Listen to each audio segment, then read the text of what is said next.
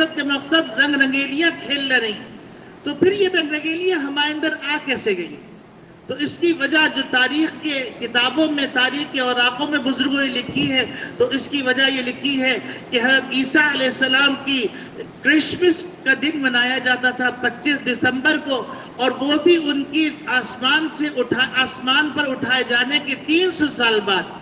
وہ انہوں نے اس لیے شروع کیا تھا تاکہ حضرت عیسیٰ علیہ السلام کی تعلیمات کو لوگوں کو سنایا جائے. اور اس وقت کے جو عیسیٰ موحد تھے، انہوں نے کہا یہ حضرت عیسیٰ علیہ السلام کا طریقہ نہیں ہے. تو اس وقت کے نوجوانوں نے یہ کہا کہ اس میں کیا حرج ہے کہ ایک پادری آتا ہے، آ کر لوگوں کو دعوت دیتا ہے، حضرت عیسیٰ کی تعلیمات سے آشنا کرتا ہے، اس میں کوئی مذائقے کی بات نہیں. 1-2 سال یہ سیدھا سادہ اجتماع ہوتا رہا. پھر اس کے بعد نوبت یہاں آئی کہ لوگ تو اس میں آتے نہیں ہیں، تو انہوں نے پھر رقص و سرور کی محفلوں کو اس کے ساتھ شامل کیا، میوزیکل انسٹرومنٹس کو شامل کیا، اور حضرت عیسیٰ علیہ السلام کے لیے نعتیں پڑھی جانے لگی میوزیکل انسٹرومنٹس کو استعمال کر کے، اور تاکہ نوجوان جو شوقین طبقے کے لوگ ہیں وہ بھی اس میں شریک ہو جائیں. اور پھر اس کے بعد بھی معاملہ آگے بڑھا، اور آگے بڑھتے بڑھتے یہاں تک آیا کہ آج کرسمس کا جب دن آتا ہے تو آپ دیکھ لیجیے گا 25 دسمبر کو تاریخ کے اندر، اوراق کے اندر لکھا ہوا ہے، اخباروں کے اندر لکھا ہوا ہے، کرسمس کے دن جتنی شراب پی جاتی ہے پورا سال میں اتنی شراب نہیں پی جاتی. اور جتنی عزت نفس پر ڈاکہ مارا جاتا ہے وہ اس دن سب سے زیادہ ہوتا ہے. اور نشے کی حالت کے لیے جو جھگڑے ہوتے ہیں اور جو ایکسیڈنٹ ہوتے ہیں اس کی تعداد بھی بے شمار ہے. تو اب یہ سلسلہ حضرت عیسیٰ علیہ السلام کے ساتھ ہوا، وہ بھی 300 سال بعد. تو پھر اس کے بعد جو ہے ایک بادشاہ آیا مظفر حسین. اس بادشاہ نے سیاسی طاقت حاصل کرنے کے لیے، لوگوں کے اندر اپنی دھاک بٹھانے کے لیے کئی 100 سال بعد اس نے عید میلاد النبی کا ایک سلسلہ شروع کروایا تاکہ لوگوں کے اندر یہ دلچسپی پیدا ہو. جیسے ایک بات معروف ہے کہ جب معاشرے کے اندر کسی سیاستدان کا مقام گرنے لگتا ہے تو وہ فوراً عمرے پہ چلا جاتا ہے، اور اس کی خوب تصویریں دکھائی جاتی ہیں کہ وہ بیت اللہ کو چوم رہا ہے، حجر اسود کو چوم رہا ہے، ملتزم کو چوم رہا ہے، اور بتایا جاتا ہے کہ یہ بڑا عاشق رسول ہے اور بڑا دیندار ہے، اس کی مخالفت نہ کرو. تو اسی طریقے سے سیاسی مصلحت کو، سیاسی فائدے کو حاصل کرنے کے لیے مظفر حسین نے عید میلاد النبی کا سلسلہ شروع کیا. اور پھر وہ سلسلہ چلتے چلتے چلتے اب نوبت یہاں تک آ گئی کہ بیت اللہ کی شبیہ بنائی جاتی ہے، اور اس کے گرد باضابطہ طور پہ طواف کیا جاتا ہے. مسجد نبوی کی شبیہ بنائی جاتی ہے، روضہ رسول کی شبیہ بنائی جاتی ہے، باقاعدہ اس کے نظر و نیاز کی جاتے ہیں، بچوں کو اس کے اندر رکھا جاتا ہے. اور پھر آپ نے دیکھا ہوگا کہ کئی دفعہ دیکھا ہوگا، نیٹ پہ بھی یہ تصاویر موجود ہیں، اخباروں میں بھی یہ تصاویر چھپی ہے کہ 12 ربیع الاول گزرا تو اس کے بعد بیت اللہ کی شبیہ گھورے کے اوپر پڑی ہوئی ہے، مسجد نبوی کی شبیہ فٹ پاتھ پہ پڑی ہوئی ہے، اور نعوذ باللہ من ذالک کتے آ کر ٹانگ اٹھا کر اس پہ پیشاب کر رہے ہیں. تو کہاں گیا عشق رسول؟ یہ تو سوائے بےدبی کے کچھ نہیں ہے. اور پھر بدقسمتی سے یہ کہ بیت اللہ کی شبیہ بنائی گئی، بیت اللہ کی شبیہ بنانے کے بعد روضہ رسول کی شبیہ بنائی گئی، اور پھر درود شریف لکھا گیا، اور پھر ٹرک کے اوپر سوار ہو گئے اور ٹانگیں جو درود شریف سے ٹکرا رہی ہیں اور سمجھ رہے ہیں ہم عشق رسول کا حق ادا کر رہے ہیں. یہ سوائے بےدبی اور گستاخی کے کچھ نہیں ہے. یہ گستاخی ویسے ہی گستاخی کی جا رہی ہے جیسے حضرت عیسیٰ علیہ السلام کی تعلیمات کے ساتھ گستاخی کی گئی. اور یہ بڑھتے بڑھتے بڑھتے اب تو الحمدللہ ثم الحمدللہ حق کہنے کے اندر کوئی مذائقہ نہیں ہے. مفتی منیب الرحمان صاحب نے بڑی اچھی باتیں کی ہیں، مفتی اکمل صاحب نے بڑی اچھی باتیں کی ہیں، حتیٰ کہ الیاس قادری صاحب نے بڑی اچھی باتیں کی ہیں، اور لوگوں کو متوجہ کیا ہے کہ اللہ کے بندو تم عشق رسول کے نام پر کس راستے پہ جا رہے ہو. چلو علماء دیوبند کی بات چھوڑو، اپنے علماء کی بات مان لو. دیکھو تمہیں بھی جنت میں جانا ہے، ہم کو بھی جنت میں جانے کا شوق ہے، اور تمہارے بھی نبی محمد صلی اللہ علیہ وسلم ہے، ہمارے نبی بھی محمد صلی اللہ علیہ وسلم، ہم بھی خاتم النبیین مانتے، تم بھی خاتم خاتم النبیین مانتے ہو، ہم بھی رحمت للعالمین مانتے ہیں، تم بھی رحمت للعالمین مانتے ہو، ہم بھی مبشر مانتے ہیں، ہم بھی نذیر مانتے ہیں، ہم بھی شافی محشر مانتے ہیں، ہم بھی نبی کریم صلی اللہ علیہ وسلم کو وہ مقام دیتے ہیں جو مقام نبی کریم صلی اللہ علیہ وسلم کی شان ہے۔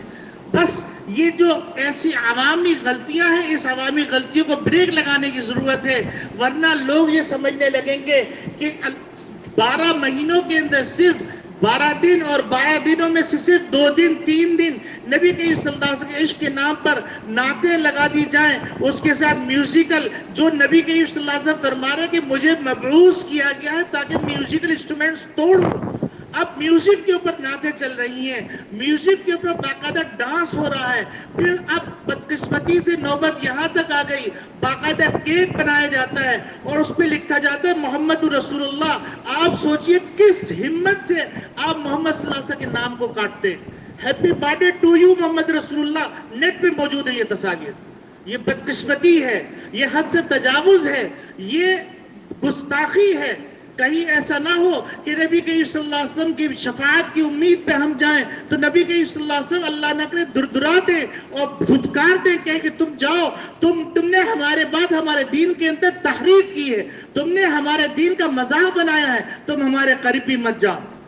تو میرے عزیز دوستو بھائیو، نبی کریم صلی اللہ علیہ وسلم کی بعثت کا مقصد عمل کرنا ہے، اور صحابہ نے اس کو سمجھا تھا، جس کا نتیجہ یہ ہوا کہ صحابہ سے ایسے اعمال منقول ہیں کہ صحابہ اکرام رضوان اللہ اجمعین نے ایسے موقع پہ نبی کریم صلی اللہ علیہ وسلم کے عشق کا حق ادا کیا ہے جس موقع پہ کوئی ادا نہیں کر سکتا، کہ غزوہ بدر کے موقع پہ آپ صلی اللہ علیہ وسلم پر حملہ ہو رہا ہے، غزوہ احد کے موقع پہ آپ صلی اللہ علیہ وسلم پر حملہ ہو رہا ہے، اور آپ صلی اللہ علیہ وسلم کے حصار کے اندر صحابہ لیتے ہیں، اور ابو دجانہ صحابی وہ یہ سوچتے ہیں کہ اگر میں اپنی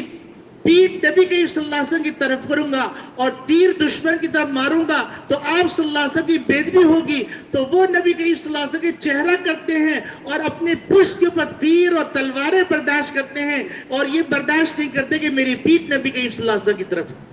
حضرت عبداللہ بن مسعود رضی اللہ تعالیٰ عنہ اپنے گھر سے نکلتے ہیں، جمعے کے موقع کے اوپر لوگ لائن لگا کے کھڑے ہوئے ہیں، آپ صلی اللہ علیہ وسلم پہ بیٹھ جاؤ، تو وہ وہیں پر جہاں ان کے کان میں آواز پڑتی وہیں بیٹھ جاتے ہیں۔ بارش ہوئی ہوئی ہوتی ہے، وہاں پانی ہوتا ہے، کیچڑ ہوتا ہے، اس پہ بیٹھ جاتے ہیں۔ نبی کے اس طرح خطبے سے فارغ ہوتے ہیں اور فرماتے ہیں عبداللہ بن مسعود ہم نے تم کو نہیں کہا تھا، تو انہوں نے کہا اے اللہ کے رسول، نبی کی آواز کان میں پڑے ابن مسعود کی مجال کیا ہے وہ ایک قدم آگے بڑھ سکے۔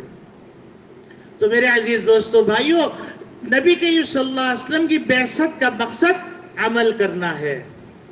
آج کا پیغام صرف اور صرف یہی ہے کہ نبی کریم صلی اللہ علیہ وسلم کی بعثت کے مقصد کو سمجھیے، اور بعثت کے مقصد کو سمجھ کر اپنے اخلاق اچھے کیجئے۔ آپ صلی اللہ علیہ وسلم کے اخلاق دشمنوں کے ساتھ کیسے تھے، آپ صلی اللہ علیہ وسلم کے اخلاق کافروں کے ساتھ کیسے تھے، آپ صلی اللہ علیہ وسلم کے اخلاق یہودیوں کے ساتھ کیسے تھے، آپ صلی اللہ علیہ وسلم کے اخلاق عیسائیوں کے ساتھ کیسے تھے۔ یہ تو اور بات ہے کہ مسلمان آپس میں ان کے اخلاق کیسے ہیں اندازہ کرے اور پھر اپنی اصلاح کی فکر کرے۔ معاملات کو دیکھیے کہ آپ صلی اللہ علیہ وسلم وعدہ کرتے ہیں تو 3 دن تک انتظار کرتے ہیں، وہ آدمی بھول جاتا ہے، 3 دن بعد آتا ہے، نبی کریم صلی اللہ علیہ وسلم فرماتے ہیں کہ اللہ کے بندے تم نے ہم کو بہت انتظار کیا، 3 دن سے ہم بیٹھے ہوئے یہاں تمہارا انتظار کر رہے ہیں۔ آج ہم دیکھیں کہ کسی سے وعدہ کرتے ہیں تو وعدے کا مقصد کیا ہوتا ہے؟ وقتی طور پہ ٹال دینا۔ اگر ہم چیک دیتے ہیں تو چیک باؤنس ہو جاتے ہیں، اگر ہم پیمنٹ کا وعدہ کرتے ہیں تو ہم گھر پہ نہیں ملتے۔ اصل بات یہ ہے کہ اپنے معاملات کو صحیح کیجئے، اپنی معاشرت کو صحیح کیجئے، اپنے اخلاق کو صحیح کیجئے۔ آپ چھوڑیے فرقہ واریت کو، چھوڑیے، آپ یہ مت دیکھیے کون ہے، یہ دیکھیے کہ محمد صلی اللہ علیہ وسلم کا امتی ہے۔ آپ صلی اللہ علیہ وسلم کے امتی ہونے کی وجہ سے اخلاق سے پیش آئیے۔ علمی اختلاف ہوتا ہے، اختلاف علمی ہوتا ہے، کتابوں کی سطح پہ ہوتا ہے۔ اختلاف جو ہے آپس میں دشمنی کی بنیاد نہیں بنتا، اختلاف آپس میں رنجشوں کی بنیاد نہیں بنتا، اختلاف آپس میں ایک دوسرے کو کافر کہنے کی بنیاد نہیں بنتا، اختلاف علم کی بنیاد پہ ہوتا ہے۔ اور یاد رکھیے جو علم کے اندر مستحکم ہوتا ہے تو وہ کبھی بھی غصے میں نہیں آتا، جس کے بعد دلیل کمزور ہوتی ہے وہ غصے میں آتا ہے، وہ بد اخلاقی کرتا ہے، وہ بے مروتی کرتا ہے، وہ سوء معاشرت اختیار کرتا ہے۔ اپنے نبی کے طریقے کو اپنائیے، یہی عشق رسول ہے، یہی نبی کریم صلی اللہ علیہ وسلم کی پیدائش کا پیغام ہے، اور یہی نبی کریم صلی اللہ علیہ وسلم کی بعثت کا مقصد ہے۔ اللہ رب العالمین کہنے والے کو عمل کی توفیق عطا فرمائے، سننے والوں کو عمل کی توفیق عطا فرمائے، ہم کو سچا عاشق رسول بنا دے کہ ہمارے چہرے پہ بھی عشق رسول نظر آئے، ہمارے لباس میں بھی عشق رسول نظر آئے، ہمارے گھر میں بھی عشق رسول نظر آئے، ہمارے بازار میں بھی عشق رسول نظر آئے، ہمارے کاروبار میں بھی عشق رسول نظر آئے، ہمارے عبادوں میں بھی عشق رسول نظر آئے، ہمارے عدالتوں میں بھی عشق رسول نظر آئے، ہمارے ہر زندگی کے شعبے میں عشق رسول نظر آئے۔ اور عشق رسول عمل کا نام ہے، عشق رسول کا اگر دوسرا نام لیا جائے تو عملی زندگی ہے، اور عملی زندگی کا پہلا نام لیا جائے تو عشق رسول ہے۔ وآخر دعوانا ان الحمد للہ رب العالمین۔